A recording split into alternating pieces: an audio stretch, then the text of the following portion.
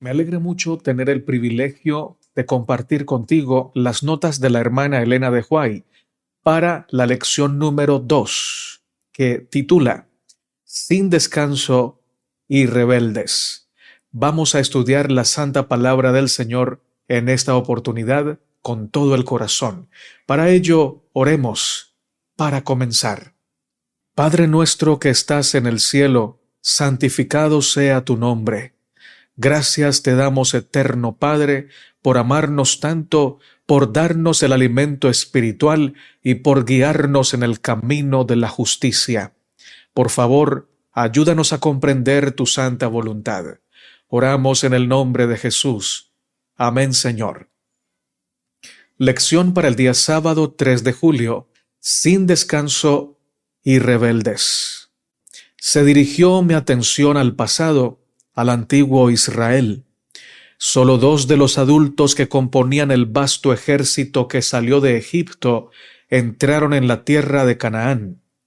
Los cuerpos muertos de los demás quedaron regados por el desierto debido a sus transgresiones. El Israel moderno se encuentra en un mayor peligro de olvidar y de ser arrastrado a la idolatría que su pueblo antiguo.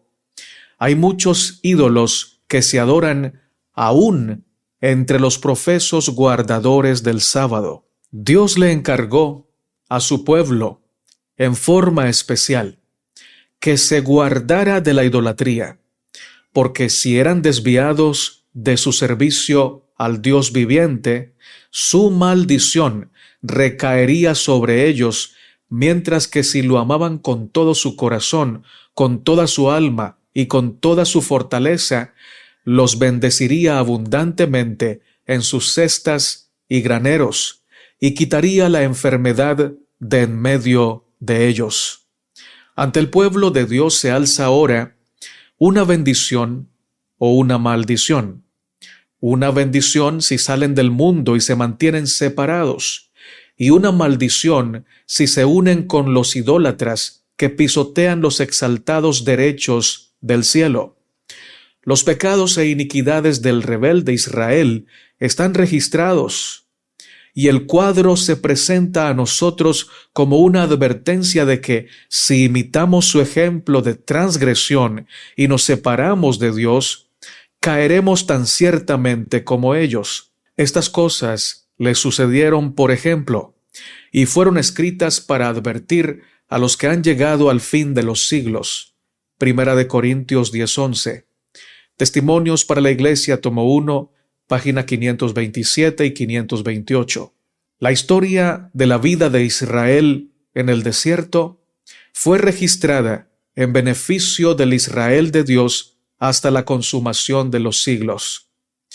El relato de la forma como trató Dios a los peregrinos mientras iban de un lugar a otro, mientras pasaban hambre, sufrían sed y cansancio, y en las sorprendentes manifestaciones de su poder para auxiliarlos, está lleno de amonestaciones para su pueblo de la actualidad. Los diversos incidentes por los que pasaron los hebreos constituyeron una escuela donde se prepararon para actuar en su prometido hogar de Canaán. Dios quiere que su pueblo repase ahora con corazón humilde y espíritu abierto las pruebas por las cuales pasó el antiguo Israel, a fin de que pueda recibir instrucción y prepararse para la Canaán celestial. Matutina cada día con Dios, página 75. La tierra hacia la cual viajamos es en todo sentido mucho más atrayente de lo que fue la tierra de Canaán para los hijos de Israel. ¿Qué detuvo su progreso precisamente a la vista de la buena tierra? Las dificultades ante ellos no eran tan grandes como las que habían encontrado previamente. El gran obstáculo estaba en ellos mismos. Fue su propia y determinada incredulidad lo que los hizo volverse. No estuvieron dispuestos a arriesgar nada por las promesas de Dios. La historia de los hijos de Israel está escrita como una amonestación para nosotros, a quienes han alcanzado los fines de los siglos. Primera de Corintios 10:11. Por así decirlo, estamos en los mismos bordes de la Canaán celestial. Si tenemos fe en las promesas de Dios, mostraremos que no vivimos para este mundo, sino que nuestra primera ocupación es prepararnos para esa tierra santa. Matutina a fin de conocerle, página 170. Domingo 4 de julio. Agitación en el desierto. Cuando Dios sacó a los hijos de Israel de Egipto, era su propósito establecerlos en la tierra de Canaán, para que constituyeran un pueblo puro, feliz y lleno de salud. Consideremos los medios por los cuales Él quería realizar esto. Los sometió a un sistema de disciplina que, si lo hubieran seguido alegremente, habría resultado para el bien, tanto de ellos mismos como para su posteridad. Quitó la carne de su alimentación en gran medida. Les había concedido carne en respuesta a sus clamores, precisamente antes de llegar a Sinaí, pero fue provista solamente por un día. Dios podría haber provisto carne tan fácilmente como maná, pero impuso al pueblo una restricción para su bien. Era el propósito de Dios proveerles un alimento más adecuado a sus necesidades que el régimen afiebrante al cual muchos de ellos habían estado acostumbrados en Egipto. El apetito pervertido debía ser reducido a un estado más saludable para que pudieran disfrutar de los alimentos provistos originalmente para el hombre. Las frutas de la tierra que Dios le dio a Adán y a Eva, las frutas de la tierra que Dios le dio a Adán y a Eva en el Edén. Consejos sobre el régimen alimenticio, página 451. Satanás, el autor de la enfermedad y la aflicción, se acercará al pueblo de Dios por donde pueda tener mayor éxito. Él primeramente se dirigió con sus tentaciones a la multitud mixta, a los egipcios creyentes, y los indujo a quejarse sediciosamente. No querían contentarse ellos con los alimentos saludables que Dios les había provisto. Su apetito depravado exigía una mayor variedad, especialmente de carne. Este descontento pronto infectó casi la totalidad del pueblo. Al comienzo, Dios no complació su apetito pecaminoso, sino que hizo que sus juicios cayeran sobre ellos y consumió a los demás culpables por medio de rayos procedentes del cielo. Este castigo, en lugar de humillarlos, al parecer tan solo aumentó sus quejas. Y vino un viento de Jehová, y trajo codornices del mar, y las dejó sobre el campamento. Un día de camino a un lado y un día de camino al otro, alrededor del campamento. Entonces el pueblo estuvo levantado todo aquel día y toda la noche y todo el día siguiente, y recogieron codornices. Aún estaba la carne entre los dientes de ellos, antes que fuese masticada, cuando la ira de Jehová se encendió en el pueblo, e hirió Jehová al pueblo con una plaga muy grande. Números 11:33. Se habían entregado a una murmuración sediciosa contra Moisés y contra el Señor, porque no habían aceptado el conocimiento de las cosas que los perjudicarían. Su apetito depravado los dominó y Dios les dio carne como deseaban y permitió que sufrieran los resultados producidos por la gratificación de su apetito sensual. Consejos sobre el régimen alimenticio, página 448 y 450. Vayamos ahora a la lección del día lunes. Es contagioso. Lunes 5 de julio. Después que María se puso celosa, se imaginó que Aarón y ella misma habían sido descuidados y que la esposa de Moisés era la causa, que ella había influido en la mente de su esposo para que no los consultara sobre asuntos importantes tanto como antes. El Señor escuchó las palabras de murmuración contra Moisés y se disgustó, y la ira del Señor se encendió contra ellos y se fue. Y la nube se apartó del tabernáculo, y he aquí que María se puso leprosa, blanca como la nieve. Y clamó Moisés a Jehová diciendo: Sáname ahora, oh Jehová, te ruego. Y María fue excluida del campamento durante 7 días. Y el pueblo no viajó hasta que María fue traída de nuevo. Por las quejas de María contra el siervo escogido de Dios, ella no solo se comportó de manera irreverente con Moisés, sino con Dios mismo, quien lo había elegido. Aarón se sintió atraído por el espíritu celoso de su hermana María.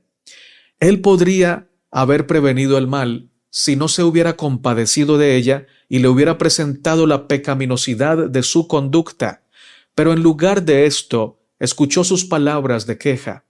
Las murmuraciones de María y Aarón quedaron registradas como una reprimenda para todos los que cederán a los celos y se quejarán de aquellos sobre quienes Dios deposita la carga de su obra. Debemos esgrimir las armas de nuestra milicia contra nuestros enemigos, pero nunca volverlas contra los que se hallan bajo las órdenes de marcha del Rey de Reyes, que están peleando virilmente las batallas del Señor de Señores.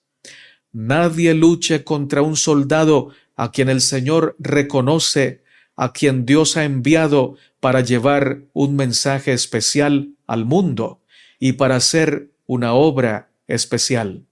Los soldados de Cristo no siempre revelan perfección en su obra, pero sus errores no deben producir de parte de sus camaradas palabras que debiliten, sino palabras que fortalezcan y los ayuden a recuperar el terreno que han perdido. No deben tomar la gloria de Dios en deshonor y dar ventaja a los más acerbos adversarios de su rey. Que los soldados que luchan con ellos no sean jueces severos e irrazonables de sus camaradas, exagerando hasta el máximo todo defecto. No manifiesten los atributos satánicos convirtiéndose en acusadores de los hermanos, pues nos hallaremos falsamente presentados mientras sostenemos la verdad y defendemos la pisoteada ley de Dios. Pero no deshonre nadie la causa del Todopoderoso, haciendo público algún error que los soldados de Cristo pueden cometer, cuando ese error ha sido visto y corregido por los mismos que han tomado alguna posición falsa. Dios culpará a los que con falta de sabiduría exponen los errores de sus hermanos de pecado de mayor magnitud que aquel del cual ellos acusan al que hace un error. La crítica y la condenación a los hermanos es contada como crítica y condenación a Cristo. Mensajes Selectos, tomo 3, página 394 y 395. Vamos ahora a la lección del día martes. El descontento lleva a la rebelión. Martes 6 de julio. Después de describir la hermosura y la fertilidad de la tierra, todos los espías, menos 2 de ellos, explicaron ampliamente las dificultades y los peligros que arrostraría Israel si emprendían la conquista de Canaán. Mientras los espías expresaban los sentimientos de sus corazones incrédulos y llenos de un desaliento causado por Satanás, la esperanza y el ánimo se fueron trocando en cobarde desesperación. La incredulidad arrojó una sombra lóbrega sobre el pueblo de Dios, y éste se olvidó de la omnipotencia de Dios, tan a menudo manifestada en favor de la nación escogida. El pueblo no se detuvo a reflexionar ni razonó que aquel que lo había llevado hasta allí le daría ciertamente la tierra. no recordó cuán milagrosamente Dios lo había librado de sus opresores, abriéndole paso a través de la mar y destruyendo las huestes del faraón que lo perseguían. Hizo caso omiso de Dios y obró como si debiera depender únicamente del poder de las armas. En su incredulidad, los israelitas limitaron el poder de Dios y desconfiaron de la mano que hasta entonces los había dirigido felizmente. Volvieron a cometer el error de murmurar contra Moisés y Aarón. Caleb era fiel y constante, no era jactancioso, no hacía alarde de sus méritos y buenas obras, pero su influencia siempre estaba del lado del bien. ¿Y cuál fue su recompensa?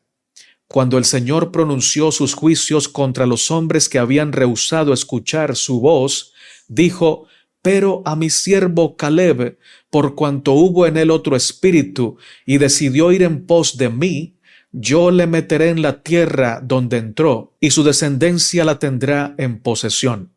Números 14:24. Mientras que los cobardes y murmuradores perecieron en el desierto, el fiel Caleb tenía un hogar asegurado en la Canaán prometida. Estos hombres, los 10 espías, habiéndose iniciado en una conducta errónea, se opusieron tercamente a Caleb y a Josué, así como a Moisés y a Dios mismo. Cada paso que daban hacia adelante los volvía más obstinados. Estaban resueltos a desalentar todos los esfuerzos tendientes a obtener la posesión de Canaán. Tergiversaron la verdad para apoyar su funesta influencia. La tierra por donde pasamos para reconocerla es tierra que traga a sus moradores, manifestaron. No solo era este un mal informe, sino que era una mentira y una inconsecuencia. Pero cuando los hombres entregan su corazón a la incredulidad, se colocan bajo el dominio de Satanás y nadie puede decir hasta dónde los llevará. A esto siguió pronto la rebelión abierta y el amotinamiento, porque Satanás ejercía absoluto dominio y el pueblo parecía estar privado de razón. No solo acusaron a Moisés, sino también a Dios mismo, de haberlos engañado al prometerles una tierra que ellos no podían poseer, y llegaron hasta el punto de nombrar un capitán que los llevara de vuelta a la tierra de su sufrimiento y esclavitud, de la cual habían sido libertados por el brazo poderoso del Omnipotente. Ahora vayamos a la lección del miércoles 7 de julio, un intercesor. Moisés fue el hombre más grande que jamás haya estado como dirigente del pueblo de Dios. Fue grandemente honrado por Dios, no por la experiencia que había ganado en la corte de Egipto, sino porque fue el más manso de los hombres. Dios hablaba con él cara a cara, así como un hombre habla con un amigo. Si los hombres desean ser honrados por Dios, sean humildes. Los que llevan adelante la obra de Dios debieran distinguirse de todos los demás por su humildad. Del hombre que es notable por su humildad, Cristo dice que se puede confiar en él. Mediante él, yo puedo revelarme al mundo. Él no entretejerá en la trama ninguna fibra de egoísmo. Me manifestaré a él como no lo hago con el mundo. Cuando Moisés oyó que el pueblo lloraba a la puerta de sus tiendas y que se quejaba por sus familias, quedó muy disgustado. Presentó delante del Señor las dificultades de esta situación y el espíritu revoltoso de los israelitas y la posición en la cual Dios lo había colocado ante el pueblo, la de un padre protector, quien debía sentir en carne propia los sufrimientos del pueblo. Presentó delante del Señor las dificultades de esta situación y el espíritu revoltoso de los israelitas y la posición en la cual Dios lo había colocado ante el pueblo, la de un padre protector, quien debía sentir en carne propia los sufrimientos del pueblo. Preguntó al Señor cómo podría soportar el pesar de ver constantemente la desobediencia de Israel y escuchar sus quejas en contra de sus instrucciones y contra Dios mismo. Declaró ante el Señor que prefería morir antes que ver a Israel en su perversidad atraer sobre sí mismo los juicios divinos, a la vez que los enemigos de Dios se regocijaban viendo su destrucción. El pecado ciega los ojos y profana el corazón. La integridad, la firmeza y la perseverancia son cualidades que todos deberían cultivar sinceramente, porque revisten al que las posee de un poder que es irresistible, un poder que lo hace fuerte para obrar el bien, para resistir al mal y afrontar la adversidad. Aquí brilla la verdadera excelencia del carácter con su mayor resplandor. Dios nos ha dado nuestras facultades intelectuales y morales, pero en extenso grado cada persona es arquitecto de su propio carácter. Cada día va subiendo la estructura. La palabra de Dios nos advierte que prestemos atención a cómo edificamos, para que nuestro edificio se funde en la roca eterna. Llegará el tiempo en que nuestra obra quedará revelada tal cual es. Ahora es el momento para que todos cultiven las facultades que Dios les ha dado, a fin de que puedan desarrollar un carácter que tenga utilidad aquí y sea apto para la vida superior. Cada acto de la existencia, por muy insignificante que sea, tiene su influencia en la formación del carácter.